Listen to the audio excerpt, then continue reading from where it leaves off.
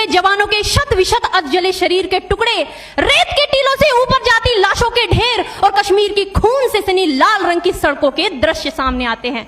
उस पर मेरे प्रतिपक्षी महोदय का कहना ये कि मानवाधिकारों की अनुपालना करते हुए देश से उग्रवाद और आतंकवाद को समाप्त किया जा सकता है। महोदय, अब तो हमारा तिरंगा झंडा भी हमसे ये पूछने लगा है कि क्या बात है भारत, आजकल फहराने से ज्यादा मैं कफन में दफनाने के क्यों काम आ रहा हूं। महोदय, हृदय तो उस दिन फट गया जब बूढ़ी मां अपने बेटे के चिथड़ों को देखकर बोली कि साहब, आप तो भर्ती में 1 इंच भी कम नहीं लेते, मैं आधा शरीर कैसे ले लूं।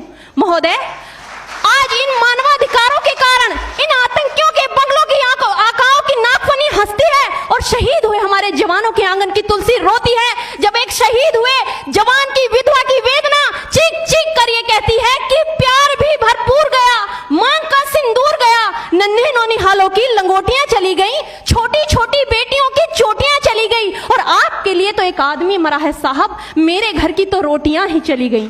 महोदय, किसी भी युद्ध को जीतने के लिए पहल करना सबसे ज्यादा आवश्यक है, क्योंकि इतिहास गवाह है कि पहल करके बड़े बड़े युद्धों के परिणाम बदल दिए गए हैं। परंतु आज मानवाधिकारों के कारण हमारे देश के जवान इस कदर बंधे हुए हैं कि अपनी ड्यूटी पर खड़े होकर भी वो आज पहल करने से डरते हैं, क्योंकि महोदय भविष्य में उन्हें कटघरे में खड़े होने का डर सता रहा होता है।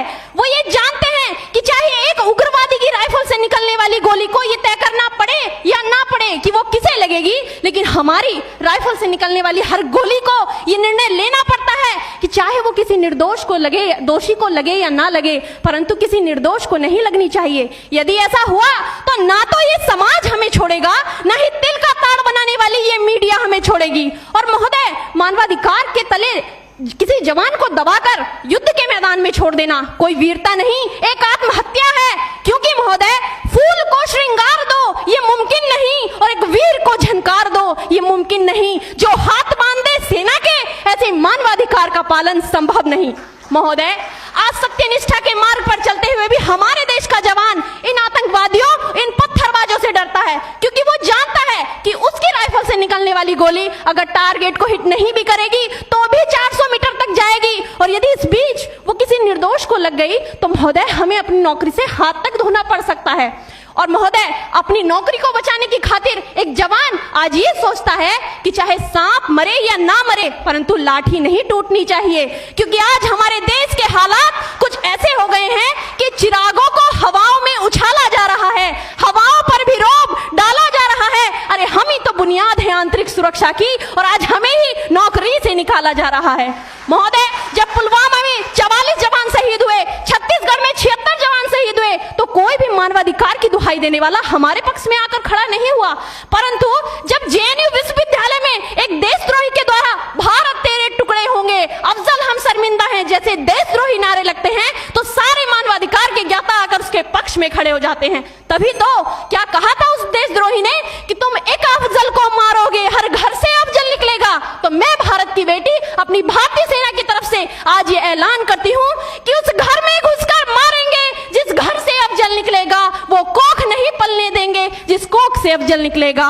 उठो देश के वीर जवानों, तुम सिंह बनकर दहाड़ दो और एक तिरंगा झंडा उस कन्हैया के सीने में गाड़ दो। महोदय, अंत में अपनी वाणी को विराम की ओर ले जाते हुए मैं सिर्फ इतना ही कहना चाहूंगी कि मुझे अफसोस है अपने देश की न्यायिक प्रक्रिया पर, जहां आज भी रात के 12 बजे अजमल कसाब जैसे आतंकी के लिए सर्वोच्च न्यायालय के दरवाजे खोल दिए जाते हैं। ऐसे देश से मानवाधिकारों की अनुपालना करते हुए आतंकवाद और उग्रवाद से कभी नहीं निपटा जा सकता।